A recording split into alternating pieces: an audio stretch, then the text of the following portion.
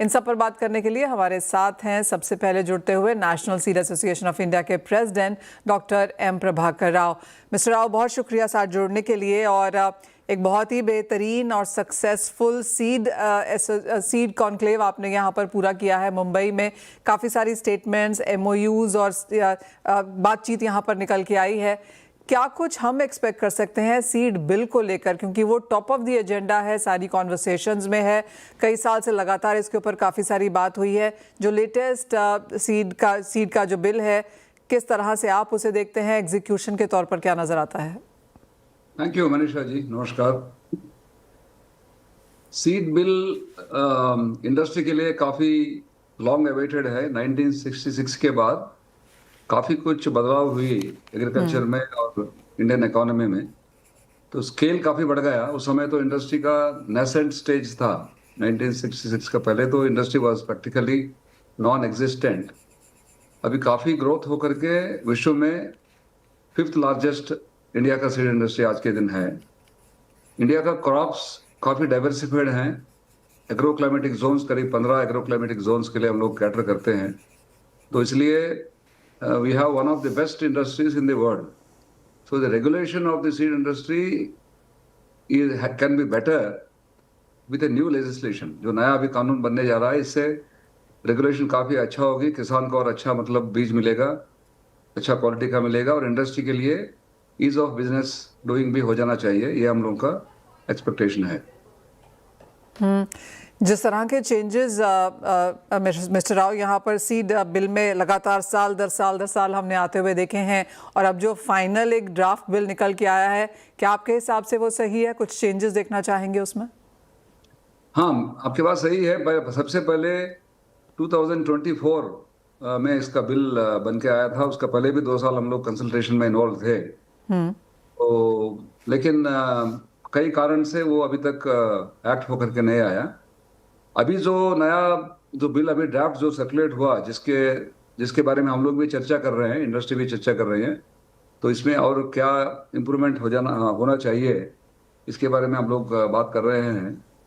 तो इसमें सबसे इम्पोर्टेंट क्या है कि 1983 जो सीड कंट्रोल ऑर्डर था, उसको भी रिप्लेस करके एक ही कानून में लाइसेंसिंग और वैरायटी रजिस्ट्रेशन, ये सारा पॉइंट्स एक ही कानून में अभी लाने जा रहे हैं। तो this is a very welcome step, क्योंकि इससे सीड बनाने वाले सीड कंपनियों को ऑपरेशंस में और सुविधा होगी। एट द सेम टाइम किसान को भी फार्मर्स राइट्स जो डिफाइन किया गया, इसमें काफ़ी एलॉबरेटली डिफाइन किया गया, जिसका वजह से किसान को भी इसमें राइट्स के बारे में बेनिफिट होगा। साथ साथ में फार्मर्स के लिए रिड्रेसल ऑफ ग्रीवेंसेस, उसका भी एक प्रोविजंस इसमें एलॉबरेटली हैं।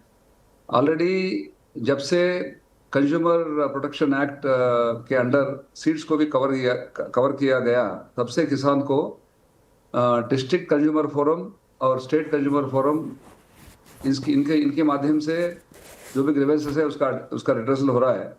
इस एक्ट में भी कुछ प्रोविजंस हैं जिससे किसान का इंटरेस्ट को प्रोटेक्ट किया जाएगा। So therefore, this is like a well-balanced act between covering the farmers' interest and also at the same time giving some relief to the industry in terms of the ease of doing business.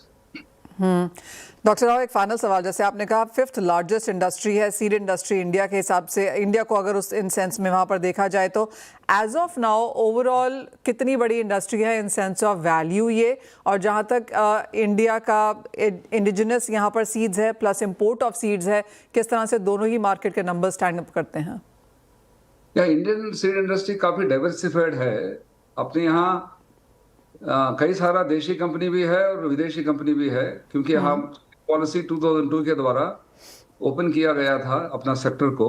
तो इसलिए अपने पास American companies भी है, Japanese भी है, और European companies भी है, और एशियन का भी कंपनीज है, थाईलैंड, चाइना वगैरह से भी कंपनीज अपने पास है।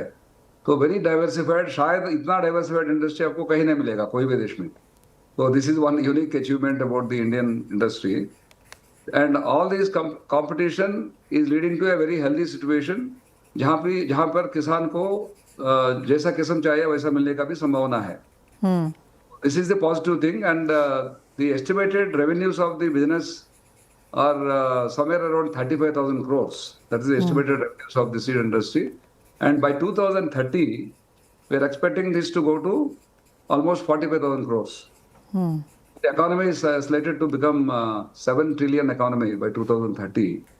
So that will this makes the role of the industry even more important. Agriculture में जो नया जो ट्रेंड्स अभी हो रहा है, जैसा क्लाइमेट चेंज का जो प्रॉब्लम्स है, तो इन सबको फेस करने के लिए किसान को नए तरफ का वैरायटीज का जरूरत पड़ेगा. And industry is now well capable of meeting all this requirements. We also expect industry to start catering to the requirements of the outside world also. Exports भी काफी होने का इंडिया से संभावना है. लोगों का ये एंटिसिपेशन है कि करीब $1 बिलियन का एक्सपोर्ट्स इंडिया से हो जाएगा by 2030. Okay, just coming back, एक जैसे आपने कहा ये सारे नंबर्स मैंने लिए हैं, लेकिन अगर हम ओवरऑल जैसे आपने कहा जापानीज़ भी हैं, थाईलैंड कंपनीज़ हैं, अमेरिकन कंपनीज़ यहाँ पर सीड की काफ़ी सारी इंडिया में हैं जो लोकेटेड हैं. अगर हम इंडियन कंपनीज़ वीज़ा-वी इन MNCs की बात करें तो वो कैटेगराइजेशन कैसा है? कितनी सीड कंपनीज़ हैं एज ऑफ नाउ? इंडिया में काफी डाइवर्सिफाइड सिचुएशन है. तो कंपनीज का नंबर आप देखेंगे तो आज के दिन लाइसेंसिंग जो अब चालू सिस्टम जो है उसमें डिफरेंशिएशन नहीं है कितना कंपनी लाइसेंस में और डीलर लाइसेंस में. तो रिटेल में सीड बेचने वाला का लाइसेंस और सीड कंपनी का लाइसेंस एक जैसा ही है. तो फिर भी जो सीड प्रोड्यूसर का जो कैटेगराइजेशन जो भी है आज के दिन उसका बेसिस पे देखेंगे तो कई हजार कंपनियां इंडिया में है.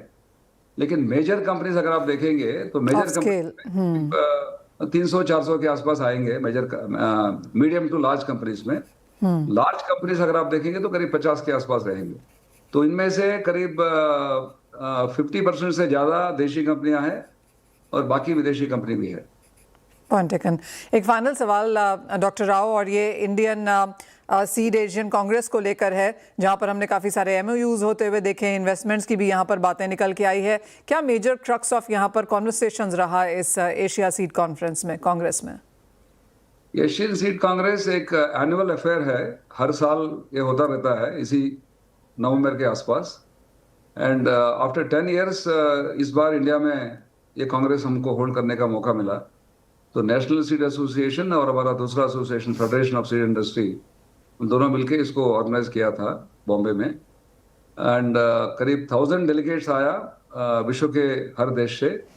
और आपस में ट्रेड के बारे में, research collaborations, new technology acquisitions, इन सब के बारे में यहाँ पर डिस्कशन हुई और काफ़ी सक्सेसफुल रहा. तो next year this Congress is happening in Turkey. Alright doctor Rao, बहुत शुक्रिया साथ जुड़ने के लिए. Of course congratulations on a very successful Asia seed Congress 2025 जो आपके नेतृत्व में हुआ है. और जिस तरह से आपने बताया, एक ग्रोइंग इंडस्ट्री है, इन्वेस्टमेंट्स यहाँ पर आ रही है. और सबसे इंपॉर्टेंट चीज़ ये है कि जो सीड बिल है यहाँ पर, जो as of now seed draft है लेकिन सीड एक्ट 2025 के तौर पर शायद आगे आके निकल सकता है, ये काफ़ी इंपॉर्टेंट एज अ डेवलपमेंट देखने के लिए रहेगा इंडियन मार्केट्स के लिए.